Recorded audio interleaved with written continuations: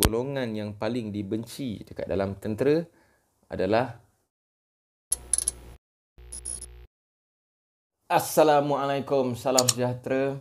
Rais Hamid, selamat kembali ke RH TV. Sebelum aku nak start video untuk kali ni, aku nak ajak korang sesiapa yang ada masalah boroi, badan berlemak, perut buncit. Kalau korang nak solution yang terbaik, tak ada suplemen, tak ada ubat, tak payah pergi gym, semuanya buat dekat rumah dengan kos yang paling murah. Korang tak perlu berlapar. Dan yang paling penting sekali, cara yang paling efektif dan cara yang paling cepat untuk korang buang korang punya boroi tu, at least perut flat lah. Dengan method lemak tuli ni, tak mustahil langsung, insyaAllah korang boleh dapat six pack.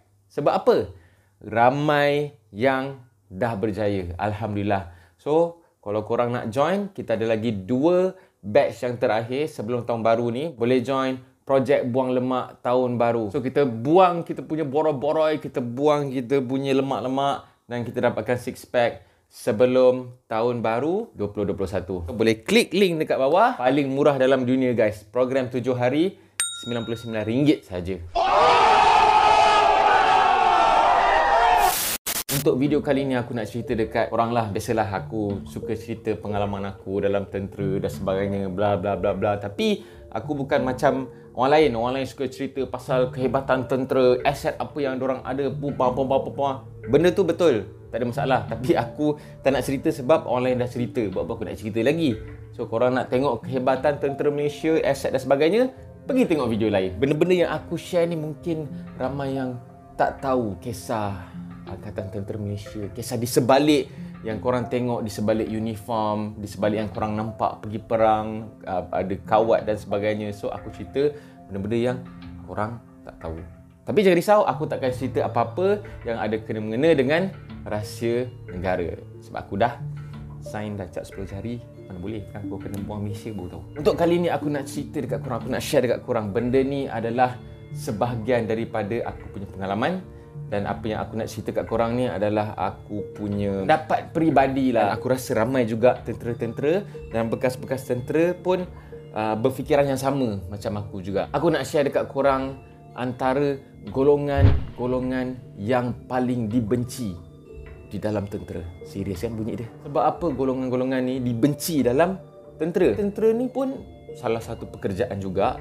Sama juga dengan dunia awam, dunia swasta. Bila kita dah dalam satu company, bila kita dalam satu organisasi, dalam satu pejabat, mesti akan ada segelintir, sekelumit orang yang ada masalah attitude, ada masalah ni dan sebagainya lah. So tak terkecuali dalam tentera pun sama juga. Tapi dalam tentera ni, kalau korang ada perangai-perangai macam ni, memang dia akan bagi satu efek yang tak baik, bagi satu kesan yang negatif dalam sesuatu unit, sesuatu squadron dan sebagainya lah. Salah satu core values yang paling penting sekali adalah esprit de corps ataupun kerja sama. Jadi golongan-golongan yang aku nak bagi tahu dekat korang ni adalah golongan-golongan yang mostly dia akan menggugat semangat berpasukan ataupun semangat kerjasama di dalam tentera itu sendiri. Nombor 7, kaki tuang. Kaki tuang ni sebenarnya dia adalah perangai di mana kau nak buat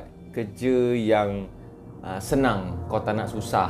Macam nak cakap contohnya macam ni lah video yang aku share sebelum ni dekat korang, yang jenis-jenis hukuman menuang dalam tentera tu. Bila orang dah buat front support elok-elok, kau seorang je yang nak ni, kau fikir kau punya penat je. So kau pun buat versi senang, tu versi menuang lah. Masa latihan memang korang akan jumpa selalulah orang yang suka menuang ni. Tapi menuang ni sebenarnya tak adalah dibenci sangat. Sebab kalau nak fikir logik lah, kalau kau dah kena front support, dah kena pumping sampai 1000, takkan kau nak buat perfect 1000 tu, mesti kau akan menuang juga. Tapi menuang ni boleh nampak cantik kalau dalam satu pasukan ataupun satu squadron ataupun satu sindiket yang kena punishment masa tu, dia tak tuang seorang-seorang, semua sekali tuang. Kalau seorang nak buat front support ataupun push up yang menonggeng tu, semua sekali buat. So korang juga akan dinilai oleh jurulatih. Sindiket ni bagus lah, bila seorang tuang, semua tuang, bagus.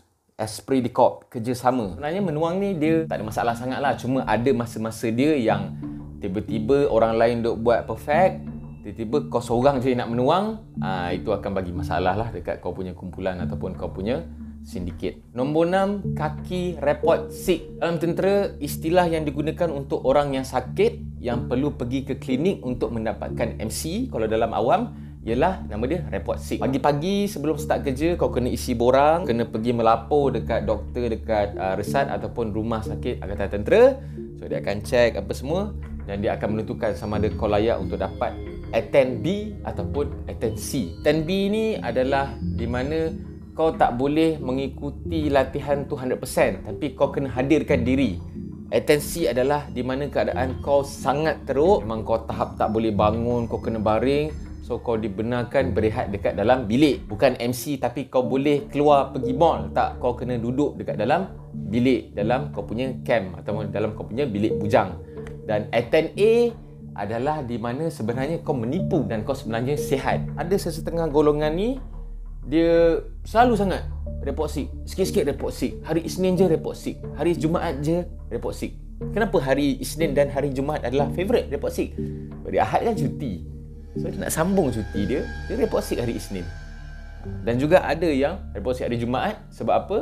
Hari Sabtu kan cuti, hari Ahad cuti boleh relax. So dia extend kan dia punya weekend tu, dia tambah dia punya MC pada hari Jumaat. Dan kaki report sick ni pun bijak. Dia ada skill-skill dia untuk nak menentukan dia akan dapat rehat ataupun dapat atensi pada hari itu. Contohnya sakit mata, sapu air tembakau dekat mata lah. Dia nak bagi demam, dia pakai stokin basah, dia bubur bawang dekat ketiak dan macam-macam lagi lah. Dan yang paling famous sekali yang bagi kaki report sick ni, doktor tak boleh detect adalah dia akan cakap dia sakit perut lah. Dia sakit perut, buat muka seposin dia. Ma'am, saya sakit perut, ma'am. Doktor-doktor tentera ni pun faham korang sebenarnya nak menuang je ataupun korang sebenarnya nak rehat je. So dia pun tak apalah, bagilah atensi satu hari kan. Kesian tak nak mati dah budak ni. Seterusnya nombor 5 adalah kaki jilat. Kaki jilat ni aku rasa dah biasa dah. Kalau dalam awam ke dalam swasta ramai lah. Kaki jilat bos, kaki jilat kau punya manager apa semua. Dalam tentera pun tak terkecuali. Ada juga yang kaki jilat. Kerja dia nak jilat je. Jilat senior atas dia, jilat OC dia, jilat dia punya in charge lah. Jilat bila depan in charge, depan OC, depan senior, depan panglima ke apa ke. Yes sir, sir, what I can do for you sir. Dia punya jilat memang orang tengok tu meluat lah, serius lah. Sebab aku pernah nampak dengan mata kepala aku sendiri lah orang yang menjilat ni kan. Contoh kalau dalam pusat latihan, biasanya yang akan take charge kepada junior adalah senior. So senior ni sebenarnya dia taklah ganas pun. Tapi bila jurulatih lalu ke, bila OC latih lalu ke, bila CO lalu ke, oi dia punya tunjuk, dia punya hebat. Nampak kereta CO masuk je terus panggil semua junior-junior fall in sebab nak belasah. Belasah. Lepas tu biasalah kalau ada senior-senior officer datang, kena bagi anggota sedia. Oi dia lah yang bagi anggota sedia paling smart semua, tuan, ke dalam menjalankan tugas tuan. Lepas tu dia lah yang kononlah akulah senior yang paling monitor sekali, akulah senior yang paling menjaga junior-junior aku. Memang sakit hati lah. Nombor 4 adalah palatau. Aku rasa perkataan palatau ni baru-baru ni je ramai orang tahu apa semua. Tapi kalau belah-belah utara, sebab aku training dulu dekat KTU, Kolej Tentera Udara dekat Kepala Batas, Alostar. So memang selalu aku dengar perkataan palatau. Palatau ni kalau dalam tentera ni adalah seseorang yang knowledge dia bagus, ilmu pengetahuan apa semua bagus, tapi part pelaksanaan gagal. Bab sembang, bab bagi penerangan, explanation memang bagus. Yang tu kita tak nafikan. Ilmu dia, knowledge dia memang bagus. Contohlah pasal weapon ataupun senjata. Nak suruh dia terangkan pasal AUG Steyr, dia boleh terangkan daripada ujung sampai ke buntut. Dia boleh terangkan A to Z, buatan mana, pupak-pupak berapa dia punya firing lah, apa benda lah, dia punya apa, semua dia boleh explain. Kadang-kadang masa kelas tu instructor tanya orang lain, tapi dia yang jawab. Dia punya nak tunjuk, aku tahu semua. Semua dia tahu, semua dia nak jawab. Dan itu salah satu punca boleh menyebabkan kena belasah juga tu. Sebab jurulatih akan tanya, kau seorang je tahu?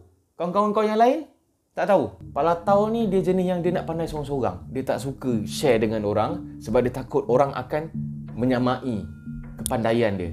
So dia memang tak suka share. So dia akan sorang-sorang je tahu popa. Berbalik kepada kisah AUG Stay Senapang tadi, semua dia tahu, tapi kau suruh lah dia buka ke, dia nak pasang ke, okey, bab menembak ke apa, dia yang paling gagal sekali. Nombor 3. Ni kita dah semakin menghampiri ke puncak kejayaan, Kaki Secure. Oi, Kaki Secure ni memang antara golongan-golongan yang paling dibenci lah dalam tentera. Baik latihan ataupun masa korang dah kerja. Biasanya Kaki Secure ni dia melibatkan kerja-kerja yang memerlukan kerjasama yang tinggi dalam satu kumpulan. Aku akan bagi tahu dekat korang modus operandi untuk Kaki Secure ni. Contohlah, satu kumpulan ni ataupun satu sindiket ni telah diberi tugas untuk set up untuk majlis berbuka puasa. Biasalah, dia akan ada geng fitik. So geng fitik ni dia kena pasang kemah. Sebelum memulakan kerja-kerja untuk nak pergi ambil kemah, nak pasang apa semua, dalam tentera dia akan lapor dekat dia punya cik, Assalamualaikum cik, kekuatan 7 hadir 7, siap untuk menerima arahan cik. So cik bercakap, okey, boleh teruskan, ada 7 orang kan, pergi buat kerja. Masa buat kerja tu tiba-tiba ada 6 orang je. Mana seorang lagi? Itulah nama dia, Kaki Secure. Bila time baris nak kira strength, orang cukup. Tapi bila time buat kerja, dia hilang. Dia pergi kedai lah, pergi toilet lah, dia pergi kantin lah. Yang alasan yang paling tak boleh belah sekali, dia cakap lah, OC panggil saya pergi kemas bilik dah. Dia adalah, dia akan petik orang, dijadikan alasan dia untuk nak elak daripada buat kerja tu. Benda ni memang penyakit dalam pusat-pusat latihan dalam tentera lah. Ada orang-orang yang macam ni. So dia selamatkan tengkuk dia sendiri, tapi bila tak nak baris, nak lapor untuk habis tugas, tiba-tiba dia ada. Sebab kadang-kadang benda ni selamat, kadang-kadang benda ni tak kantoi. Tapi kalau kantoi, semua kena juga. Nombor 2, Kaki Sabo. Perkataan sabo tu adalah singkatan kepada sabotage. Tugas dia adalah mensabotaj kawan-kawan lain yang tak bersalah dan menyebabkan kawan-kawan lain turut dikenakan hukuman dan denda. Aku bagi contoh paling senang lah orang yang kuat sabo ni. Dalam pusat latihan, antara peraturan dia adalah tak boleh merokok dekat dalam bilik. Dalam askar ni cerita dia, kalau kau nak langgar arahan, pandai-pandai lah. Kalau tak kantoi, tak salah. Kau isap rokok, kau tap kat dalam mestin. Mestin tu kau letak dekat bawah katil. Tiba-tiba malam ada inspection, ada standby bed oleh senior-senior ataupun jurulatih. Dah jumpa putung rokok. Lepas tu bila tanya, tak nak bagi tahu pula tu. Tak pasal-pasal, semua kena lah. Orang lain selalu kena tanggung kalau mamat ni buat salah. Adalah sabo tu lah, sabo ni. Benda ni sangat-sangat tak bagus lah dalam tentera. Kau selalu sabo kau punya pasukan, itu bukan dah semangat kerjasama dah tu. Contoh dalam kawat, dah 2-3 jam berlatih kawat tengah panas. Lepas tu, biasalah jurulatih kan suka bergurau.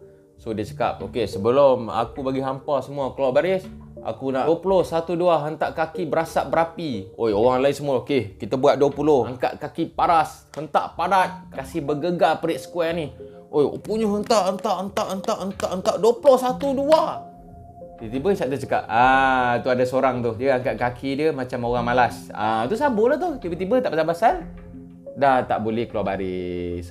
Dan yang terakhir sekali, yang ni yang paling aku meluat. Aku rasa bukan aku je meluat, aku rasa dalam tentera pun memang semua orang meluat gila dengan orang yang macam ni. Agak golongan apa?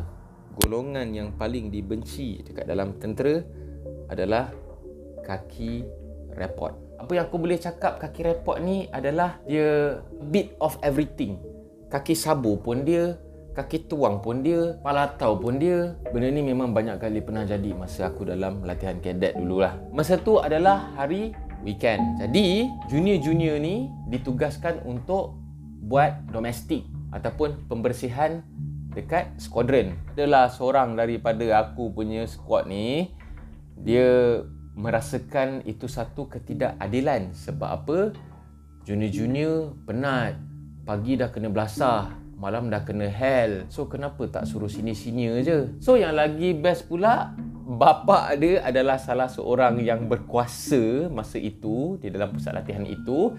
Dia pun report dekat bapa dia, tak pasal-pasal senior pula kena buat kerja-kerja yang sepatutnya junior kena buat tu. Masa tu kita orang punya sakit hati lah, cakap weh kau nanti sini-sini balik kita kena weh, kenapa kau report, buat je lah domestik tu, tak susah pun, kita enjoy je beli isap okok. Dan benda ni bukannya sekali je berlaku, banyak kali jadi disebabkan seorang ni yang suka report dekat bapak dia. Kita orang lah yang selalu kena belasah dengan kita orang punya sini-sini guys. Serius lah. Masa korang dah start kerja pun kan ada orang-orang yang buat report. Sikit-sikit nak cerita dekat OC, sikit-sikit nak cerita dekat Encas, sikit-sikit oh ini nak cerita.